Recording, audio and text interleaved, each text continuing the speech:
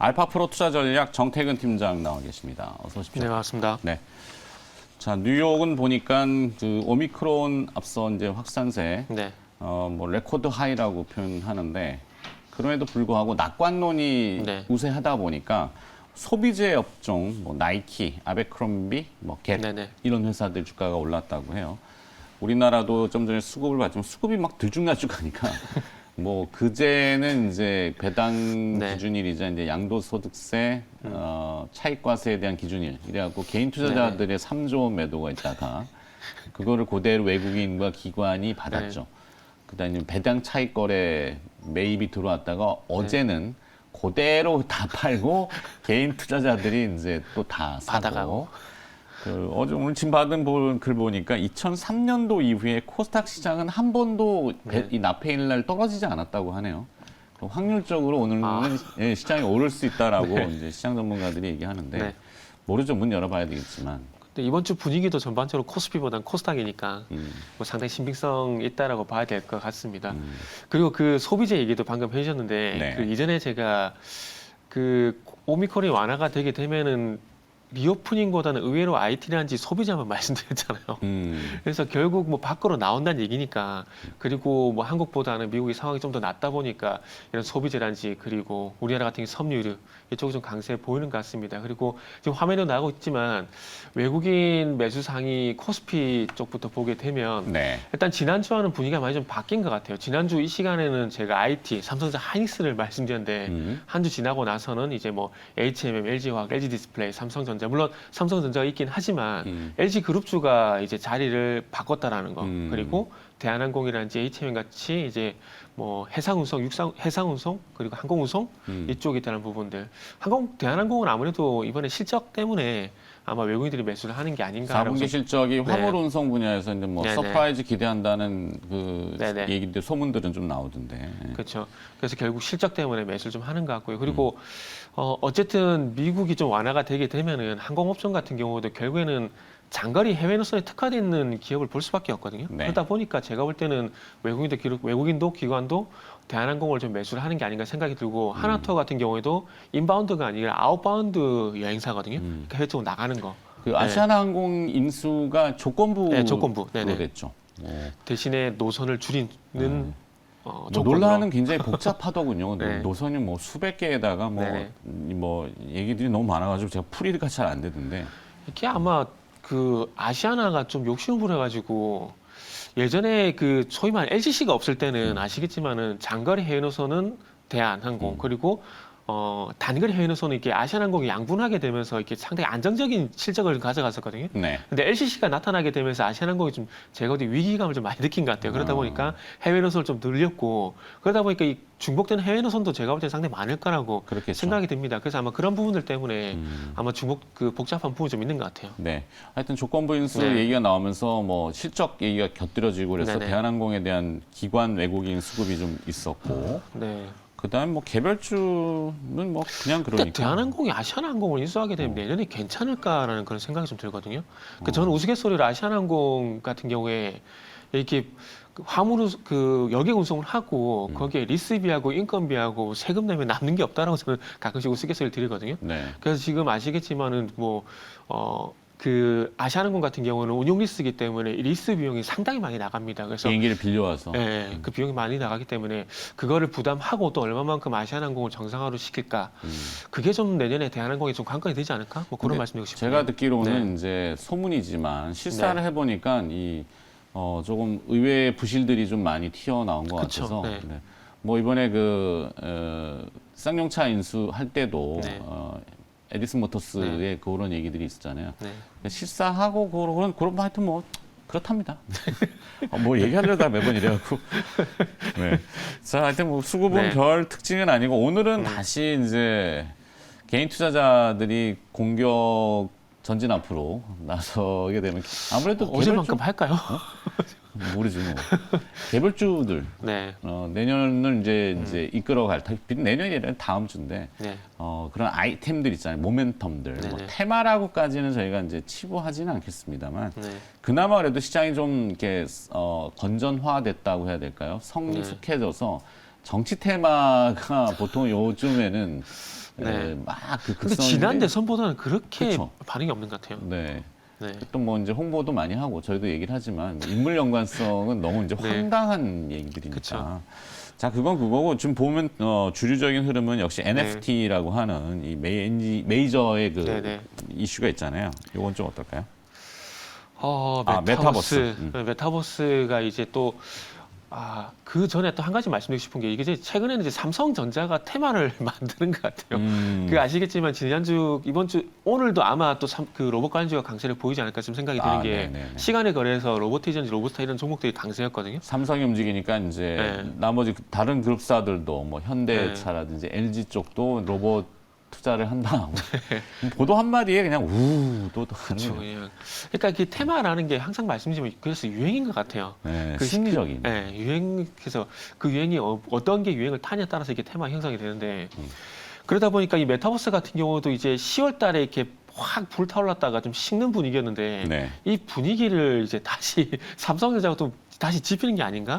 그럼 그런 생각이 들어서 1월 달에 넘어가서는 아마 로봇하고 메타버스 같은 경우는 다시 이 테마가 좀 강력하게 좀 지속이 되지 않을까 하는 생각이 좀 들거든요. 근데 양상은 그 10월 달, 11월 달 같은 경우는 잘 아시겠지만 메타버스 NFT 같은 경우 게임즈 중심으로 불이 확 올랐었거든요. 근데 이제 삼성전자 같은 경우 삼성전자 쪽으로 메타버스를 가게 된다라면은 일단 소프트웨어적인 부분보다는 하드웨어적인 부분이 좀 가지 않을까 생각이 듭니다. 이 얘기가 지난 10월 달에 그 메타버스 얼라이언스에 삼성전자 참여했다는 얘기가 있었거든요. 네. 그러면서 코세스 같은 종목이 어제 상한가 같은 코세스 같은 종목들이 그때도 10월 달에도 강세를 보였었는데 결국 그때 VR이라든지 이런 그 하드웨어 기기 쪽으로 적극적으로 이제 나설 거란 얘기가 있었기 때문에 아마 VR이라든지 XR 관련된 어떤 기기와 연관된 종목들 쪽으로 보는 게 아마 좀 승산이지 않을까 하는 생각이 좀 듭니다. 그래서 네.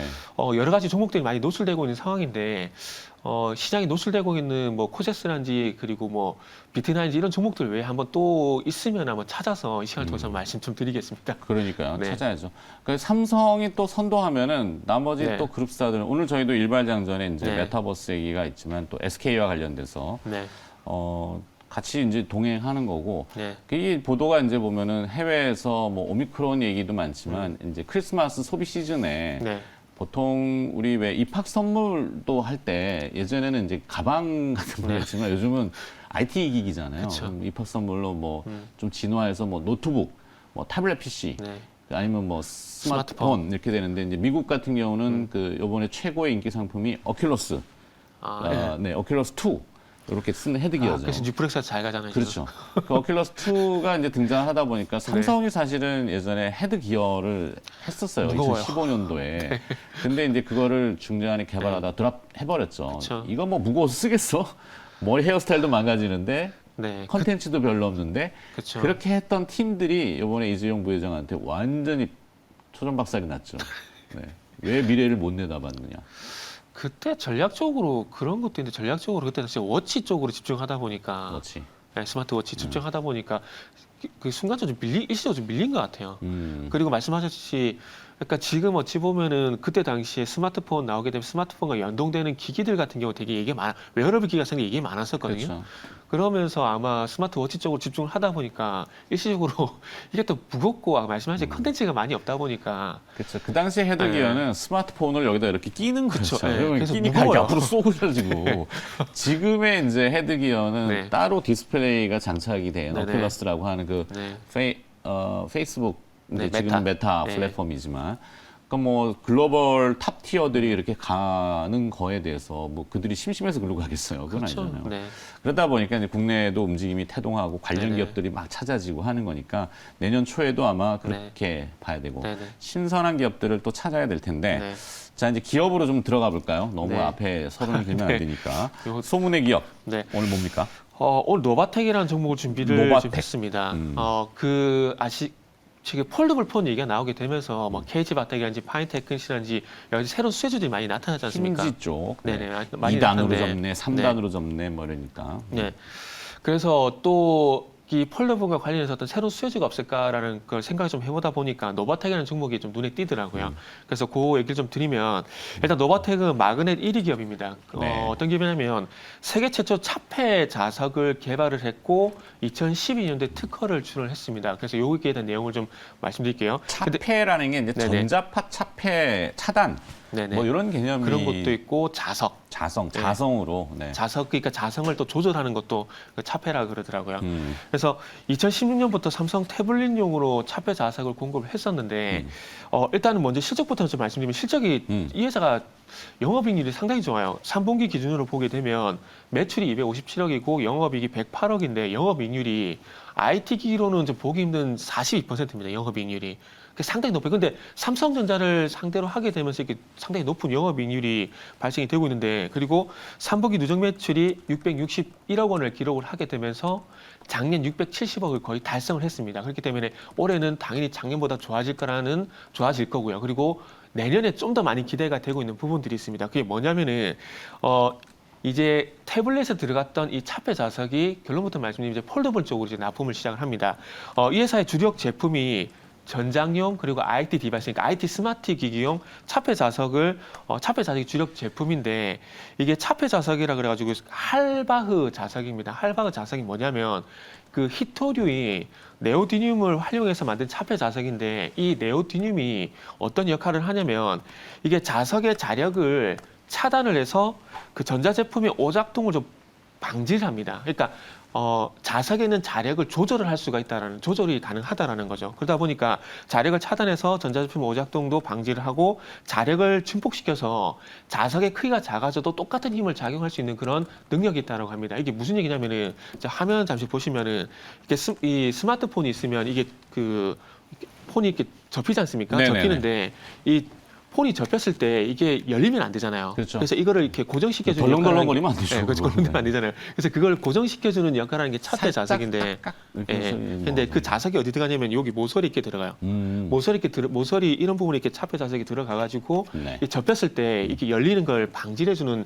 자석이라 보시면 될 것 같아요. 그리고 이제 그래서 디지타이저 같은 거 네, 네. 펜들 이렇게 붙일 때도 그렇죠, 그렇죠. 딱 네네. 되고 예전에는 삽입형으로 네. 했지만 요즘은 붙이잖아요. 네. 타블렛 같은데. 그래서 인터플렉스도 봐야 될 것 같아요. 뭐 그럴 게 많죠. IT 쪽에. 네. 그래서 이 열리는 걸 방지해주는 역할을 하고 그리고 이 자석이 들어가게 되면 전자기기에 말 그대로 오작동이 발생되면 안 되지 않습니까? 네. 그래서 그런 부분도 조절이 가능한 자석이라서 이제 앞으로 이 폴더블 폰에도 이제 들어갈 거라고 얘기가 있습니다. 그래서 2013년도에 차폐 자석을 도입하기 이전에 차폐 필름이라는 것을 사용을 했었는데 네. 차폐 테이프 같은 경우는 일단 비쌉니다.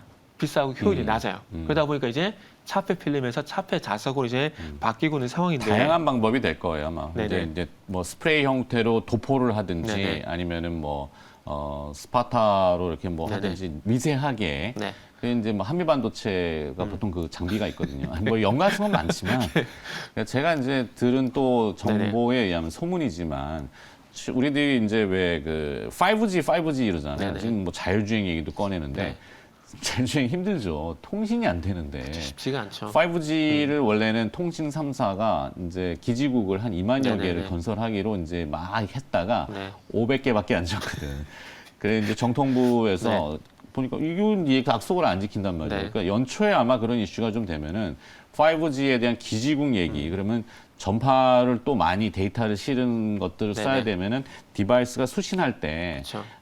이런 그 전자파, 네. 차폐, 네. 전자석 저기 이렇게 무선 충전도 마찬가지 그 문제가 똑같죠? 해결이 돼야 돼요. 똑같은 예. 얘기예요. 그리고 발열 문제. 발열 문제. 네, 이런 것도 해결이 돼야 되는데 그렇죠. 어쨌든 이런 부분들이 좀 그 완성이 되게 되면 앞으로 속도가 좀 가속화가 좀 되겠죠. 그래서 어쨌든 이 자율주행도 기대가 되고 있고 그리고 이 회사가 또 전장용도 이제 차폐 자석이 들어가거든요. 네. 그래서 지금 이 회사가 그 폴더블용 차폐 자석만 하다도 내용이 보기에 너무 많다 보니까 일단 그쪽만 일단 먼저 말씀을 드리면 네. 어쨌든 방금 말씀을 드렸듯이 어쨌든 양 모서리 차폐 자석이 채용이 되게 되면서 이 의도치 않은 오픈 이걸 좀 방지하는 부품이라고 보시면 될 것 같은데 그래서 12월 달부터 그러니까 이번 달부터 납품을 시작을 했습니다. 양은 많지가 않아요. 그래서 12월 달보다 이제 그래서 내년을 말씀드린 게 내년부터 이 폴더블 폰용 차폐 자석이 본격적으로 이제 대량 납품을 시작합니다. 이거는 IR팀에 확인이 된 내용이기 때문에 신빙성이 있다라 좀 보시면 될 것 같고요. 그래서 폴더블 폰 한 개당 6개에서 7개 정도의 차표 자석이 들어간다고 보시면 될 것 같습니다. 그러면 내년에 일단 폴더블 폰이 뭐 1,300만 대까지 나온다는 얘기가 있는데 그것뿐만 아니라 그 삼성 디스플레이 같은 경우에도 내년도 폴더블 폰용 패널 출하 목표가 1,800만 대입니다. 그렇기 때문에 올해 800만 대에서 내년 1,800만 대까지 해서 2배 이상 늘어나기 때문에 아마 이쪽에서 본격적으로 납품이 시작이 되게 된다라면은 지금도 영업이익률이 상당히 높은데 질적 성장에서 이제 양적 성장으로 넘어갈 가능성이 좀 더 높지 않을까 생각이 듭니다. 지금 내년에 그 예상 영업이익이 1,000억 원대에서 상당히 높지는 않은데 만약에 본격적으로 납품이 되기 시작한다라면은 기존 예상치에서 납품되는 물량이 반영이 되게 된다면 좀 더 많이 늘어날 가능성이 좀 있을 것 같아요. 그래서 그런 부분들을 한번 기대를 해보면 좀 좋을 것 같고요. 그래서 어쨌든 내년에 본격적으로 납품이 예상이 되기 때문에 그동안 뭐 KH바텍이란지 파인테크니스란지 세경하이테크 여러 가지 뭐 폴더블 폰용 새로운 수혜주가 많았었는데 네. 이제는 2022년도에 가서 폴더블 폰의 어떤 출하가 늘어나게 되면 또 새로운 어떤 그 폴더블 폰 수혜주로서 한번 노바텍도 보시는 게 좀 좋지 않을까라는 판단으로 한번 준비를 해봤고요. 그리고 이 회사 같은 경우도 다른 게 또 맥쉐이프라든지 MPS 차폐 자석 납품을 하고 있는데 MPS용 자석 납품 같은 경우는 자동차용 차폐 자석이라 보시면 될 것 같은데 2020년 4월 달부터 이제 만도에 납품을 하고 있는 상황입니다. 네. 그래서 이 부분도 참고하시면 좋을 것 같고 이제 맥쉐이프 이거는 충전과 그 무선 충전과 연관된 기술이라 보시면 될 것 같은데 이 부분도 있기 때문에 한번 노바텍 한번 종목에 대해서 한번 공부를 해보시면은 아마 재밌는 내용이 좀 많을 것 같다라는 말씀드리면서 네. 오늘 여기서 마무리하도록 하겠습니다. 알겠습니다. 많이들 얘기를 하시길래 네. 뭐 정태근 팀장도 정태근 팀장이 나름의 시각으로 분석을 하신 거니까 잘 들었고요. 올 한 해도 너무 고생하셨고 네. 다음 주 화요일 날 나오시죠? 네네. 네네. 새해 복 많이 받으시고. 네, 새해 복 많이 받으시고 2022년에 뵙겠습니다. 알겠습니다. 자, 알파 프로 투자 전략 정태근 팀장이 오늘 소문으로 들어서 함께 해주셨습니다. 고맙습니다. 네, 감사합니다.